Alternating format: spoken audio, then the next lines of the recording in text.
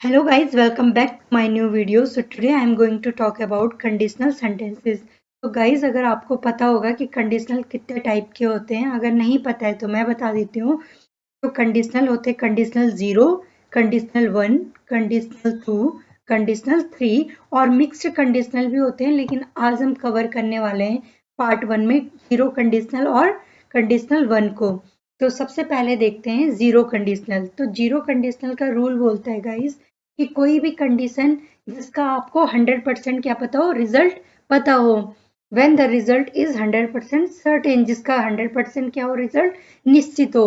तो ऐसा कंडीशन जिसका हमें 100% रिजल्ट पहले से ही पता हो, तो ऐसे सेंटेंसेस को बोलने के लिए हम लोग जीरो कंडीशनल का यूज करते हैं। सपोज एक एग्जांपल लेते हैं, एक पेड़ है, एक प्लांट है, और अगर हम उसको पानी देंगे तो वो क्या हो जाएगा, वो ग्रो करेगा। ठीक है, तो अगर हम उसको पानी नहीं देंगे तो वो ग्रो नहीं करेगा, वो मर जाएगा। तो ये 100% सत्य है ना गाइस कि अगर हम किसी पौधे को पानी देते हैं तो वो ग्रो ही करेगा, और अगर हम उसको पानी नहीं देंगे तो वो मर जाएगा। तो ऐसे सेंटेंसेस को बोलने के लिए गाइस हमको जीरो कंडीशनल का यूज करना पड़ता है। तो अगर मैं उसी सेंटेंस को ऐसे बोलूं, यदि तुम पौधे को पानी दोगे तो वो ग्रो करेगा। गाइस ये अगर आप हिंदी सेंटेंस में देखोगे तो ये क्या है, ये फ्यूचर फ्यूचर टेंस की तरह लग रहा है ना, कि अगर तुम पौधे को पानी दोगे तो वो ग्रो करेगा। बट गाइस इसका रूल है कि ये क्या होता है, ये दिखता तो फ्यूचर की तरह है, लेकिन जब भी हम इसको ट्रांसलेट करेंगे, हम इसको किस में करेंगे, प्रेजेंट इनडेफिनिट टेंस में करेंगे। तो देखते हैं, देयर आर टू पार्ट्स। इसके टू पार्ट्स होते हैं। पहला पार्ट होता है इफ क्लॉज और दूसरा पार्ट होता है रिजल्ट पार्ट। ठीक है, और अगर हम इसको ऐसे बनाएं तो हम पहले रिजल्ट को भी बना सकते हैं और उसके बाद इफ क्लॉज को भी बना सकते हैं। बट इन दोनों में एक छोटा सा डिफरेंस है। अगर इफ क्लॉज को हम लोग पहले बोलते हैं तो रिजल्ट से पहले हम लोग क्या करते हैं, कॉमा का यूज करते हैं। और अगर हम रिजल्ट पार्ट को पहले बनाएंगे तो इफ क्लॉज से पहले कॉमा का यूज नहीं होगा। तो देखते हैं गाइज इसमें स्ट्रक्चर हम कैसे यूज करेंगे। तो कंडीशनल जीरो को बनाने के लिए स्ट्रक्चर होगा इफ और व्हेन का use plus subject plus verb की फर्स्ट फॉर्म, और वर्ब की फर्स्ट फॉर्म के साथ एस और एस का यूज प्लस ऑब्जेक्ट। और अगर रिजल्ट पार्ट को बनाना तो उसका स्ट्रक्चर है सब्जेक्ट प्लस वर्ब की फर्स्ट फॉर्म, वर्ब की फर्स्ट फॉर्म के साथ एस और एस प्लस ऑब्जेक्ट। तो ये जीरो कंडीशनल में गाइस दोनों दोनों पार्ट हमारे किस में बन रहे हैं, प्रेजेंट इनडेफिनिट टेंस में बन रहे हैं। तो मैं बोलूंगी if you water a plant, अगर तुम पौधे को पानी दोगे, इट ग्रोज, तो ये क्या करेगा, ये बढ़ जाएगा। और a plant grows if you water it, plant grow करेगा जब तुम उसको पानी दोगे। तुम ऐसे भी बोल सकते हो उसको। और अगर दूसरा सेंटेंस देखे गाइस, तो if you don't water a plant, अगर तुम पौधे को पानी नहीं दोगे, तो हम नेगेटिव में प्रेजेंट इनडेफिनिट टेंस के हम लोग नेगेटिव में क्या करते हैं, डू और डस का यूज करते हैं ना। तो यहाँ पे यू है तो हम इसके साथ डू का यूज करेंगे। तो नेगेटिव में हम लोग सेंटेंसेस बनाएंगे, if you don't water a plant, अगर तुम पौधे को पानी नहीं दोगे तो इट डाइज, तो ये क्या हो जाएगा, ये मर जाएगा। दूसरा एग्जाम्पल देखते हैं guys, if you drink poison you die, तो ये सत्य है ना, इसका रिजल्ट सत्य है कि अगर कोई भी बंदा गाइस अगर पॉइजन पिएगा तो वो क्या हो जाएगा, वो मर जाएगा। तो हमें पहले से ही पता है कि अगर कोई भी बंदा पॉइजन पिएगा तो वो मर जाएगा। तो if you drink poison you die. If you throw a ball up, अगर तुम बॉल को ऊपर फेंकोगे तो वो इट फॉल्स डाउन, तो वो नीचे गिर जाएगी। तो गाइज ये भी सत्य है, हमें पहले से ही पता है कि हम अगर बॉल को ऊपर फेंकेंगे तो वो थोड़ी देर बाद नीचे आ जाएगी। तो ऐसे कंडीशन जिसके बारे में हमें पहले ही पता हो कि उसका रिजल्ट क्या होगा, 100% यही उसका रिजल्ट होगा, इसको बनाने के लिए हम लोग जीरो कंडीशनल का यूज करते हैं। एक और सेंटेंस देख लेते हैं guys, if you don't eat food for a month, अगर तुम क्या नहीं खाओगे, अगर तुम एक महीने तक फूड नहीं खाओगे, you become feeble, feeble mean कमजोर, वीक, तो तुम क्या हो जाओगे, कमजोर हो जाओगे। तो ये भी सही है, अगर कोई खाना नहीं खाएगा एक महीने तक तो वो क्या हो जाएगा, वो वीक हो जाएगा। तो ऐसे सेंटेंसेस गाइस कि जिसके बारे में, जिसका रिजल्ट हमें ऑलरेडी पता हो कि इसका रिजल्ट 100% यही होने वाला है, ऐसे सेंटेंसेस के लिए हम लोग जीरो कंडीशनल का यूज करते हैं। वो sentences will be in present indefinite, और जो दोनों पार्ट है वो किस में बनेंगे, प्रेजेंट इंडेफिनिट टेंस में बनेंगे। तो ये था गाइज हमारा जीरो कंडीशनल। और अब देखते हैं हम कंडीशनल फर्स्ट। तो कंडीशनल फर्स्ट हमारा बोलता है कि उसमें पॉसिबिलिटी के चांस होते हैं। तो सपोज गाइज एक लड़का है, वो एक लड़की को प्रपोज करता है, ठीक है। तो वो पॉसिबिलिटी के चांसेस है ना, वो हाँ भी बोल सकती है और ना भी बोल सकती है। तो कंडीशनल वन में पॉसिबिलिटी के चांसेस होते हैं। तो इस कंडीशन में गाइस देखो, वो बोलेगा, वो सेंटेंस को कैसे बोलेगा, यदि वो मेरा प्रपोजल एक्सेप्ट करती है, यदि वो मेरा प्रपोजल एक्सेप्ट करती है तो मैं क्या करूंगा, एक पार्टी को थ्रो करूंगा।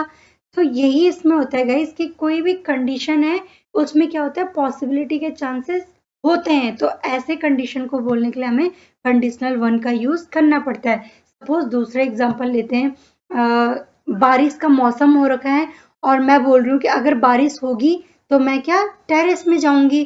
तो गाइस बारिश का मौसम है तो बारिश हो भी सकती है, नहीं भी हो सकती है, तो पॉसिबिलिटी है ना इसमें बारिश होने के। तो ऐसे सेंटेंसेस जिसमें पॉसिबिलिटी हो, हम लोग क्या करते हैं, कंडीशनल वन का यूज करते हैं। तो रूल देखते हैं guys, there are possibility chance and we will create first sentence in present indefinite and second one in future indefinite. तो गाइस इसके भी दो पार्ट होते हैं, जो कि हम फर्स्ट पार्ट को किस में बनाएंगे, प्रेजेंट इंडेफिनिट में बनाएंगे, और उसके सेकंड पार्ट को फ्यूचर इंडेफिनिट में बनाएंगे। तो इसमें डिफरेंस ये है, हम लोग होता ही, अगर आप हिंदी देखोगे तो इसकी हिंदी दोनों पार्ट की क्या होगी, फ्यूचर को बताएगी, बट हम इसका फर्स्ट इफ क्लॉज जो बनाएंगे वो हम बनाएंगे प्रेजेंट इंडेफिनिट में, और जो इसका फ्यूचर वाला बनेगा, जो इसका रिजल्ट होगा वो बनेगा हमारे फ्यूचर इंडेफिनिट टेंस में। तो यही इसमें डिफरेंस है। तो इसका स्ट्रक्चर देख लेते हैं गाइस। इसका इफ क्लॉज का स्ट्रक्चर होगा इफ और when plus subject plus V1 plus verb की फर्स्ट फॉर्म के साथ एस और ES प्लस ऑब्जेक्ट, और जो इसका रिजल्ट पार्ट है उसका स्ट्रक्चर होगा subject plus will plus verb की फर्स्ट फॉर्म प्लस ऑब्जेक्ट। तो एग्जांपल से समझते हैं। इफ इट रेन्स, अगर बारिश होगी, I will go to the terrace. तो दिखा रहा है ना, फ्यूचर को दिखा रहा है कि जब बारिश होगी तो मैं क्या जाऊंगी, मैं टेरेस में जाऊंगी। तो हम लोग इसको पहले पार्ट को इसका बनाएंगे प्रेजेंट इंडेफिनिट टेंस में। तो इफ इट रेन्स, और रिजल्ट पार्ट को बनाएंगे फ्यूचर में, I will go to the terrace. If she accept my proposal, अगर वो मेरे प्रपोजल एक्सेप्ट करेगी, I will throw a party, तो मैं पार्टी को थ्रो करूंगा। If she reject my proposal, suppose वो उसका प्रपोजल रिजेक्ट करती है, तो I will go for another girl, तो मैं क्या करूंगा, दूसरी गर्ल की और जाऊंगा। तो यही है गाइस इसमें कि हम लोगों को कंडीशन, हम लोगों को पॉसिबिलिटी का अंदाजा रहता है, इसमें पॉसिबिलिटी के चांस होते हैं। तो इसमें हम क्या करते हैं, कंडीशनल वन का यूज करते हैं। इफ शी रिजेक्ट में, अगर वो मुझे रिजेक्ट करेगी, व्हाट विल आई डू, तो मैं क्या करूंगा। If she reject me, what should I do, अगर वो मुझे रिजेक्ट करेगी तो व्हाट शुड आई डू, मुझे क्या करना चाहिए। When I get my salary, जब मुझे मेरी सैलरी मिलेगी, I will buy something for you, जब मुझे मेरी सैलरी मिलेगी, I will buy something for you, तो मैं तुम्हारे लिए कुछ खरीदूंगा। तो इसमें पॉसिबिलिटी है ना गाइस कि जब उसको सैलरी मिलेगी तभी वो उसके लिए कुछ खरीदेगा, तो सैलरी उसको मिलने ही वाली होगी, उसके बाद वो उसके लिए कुछ खरीदेगा। If you come here, I will teach you, अगर तुम यहाँ आओगे तो मैं तुमको सिखाऊंगा। इफ पुलिस अरेस्ट मी, अगर मुझे पुलिस अरेस्ट करेगी, विल यू हेल्प मी, क्या तुम मेरी मदद करोगे। If she doesn't accept my proposal, अगर वो मेरा प्रपोजल एक्सेप्ट नहीं करेगी, व्हाट विल यू डू, तो तुम क्या करोगे। If you fail, what will you do, अगर तुम फेल हो गए, अगर तुम फेल हो जाओगे, व्हाट विल यू डू, तो तुम क्या करोगे। तो गाइज अब हम स्टेट ऑफ पोजीशन को देखते हैं कि इसको हम कैसे यूज करेंगे। तो स्टेट ऑफ पोजीशंस देखो होते क्या हैं, जैसे गाइज मैंने फॉर एग्जांपल बोला, आई हैव अ कार, मेरे पास एक कार है। सी हैज अ बंगलो, उसके पास एक बंगलो है। I have a lot of money, मेरे पास बहुत सारे पैसे हैं। तो ऐसे सेंटेंसेस को बोलने के लिए हमें पोजीशंस की जरूरत होती है। हैज और हैव का यूज करते हैं हम लोग। तो इसको कंडीशनल में कैसे यूज करेंगे ये भी हम लोग देखते हैं। तो एग्जाम्पल देखते हैं, when you have kids will you let me play with them.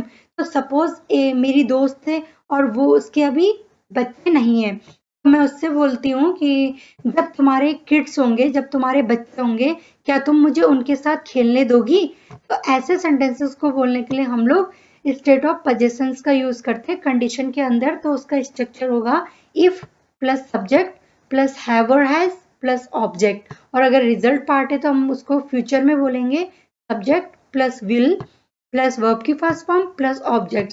तो गाइस ये था इसका स्ट्रक्चर, और हम इसको यूज कैसे करेंगे। देखो अगर मैं बोल रही हूँ, अगर तुम्हारे किड्स होंगे, when you have kids will you let me play with them, क्या तुम मुझे उनके साथ खेलने दोगी।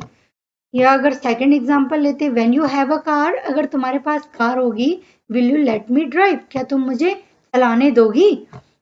If you have a lot of money after 2 years, अगर 2 साल बाद तुम्हारे पास क्या होंगे, बहुत सारे पैसे होंगे, विल यू गिव मी, क्या तुम मुझे दोगे।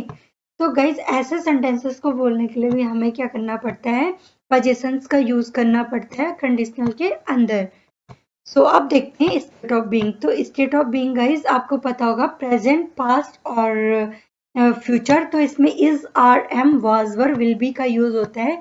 सपोज एग्जांपल लेते हैं, if she is ill tomorrow she will not come, अगर वो कल क्या होगी, बीमार। अगर हम ऐसे सेंटेंसेस बोल रहे हैं कि अगर वो कल बीमार होगी, सपोज फ्यूचर की बात कर रहे हैं ना, टुमारो से हमें दर्शा रहा है कि फ्यूचर है, कंपलसरी नहीं है कि हमें टुमारो लगाना ही है, बट सिर्फ फ्यूचर दिखाने के लिए मैंने इसमें टुमारो लगाया।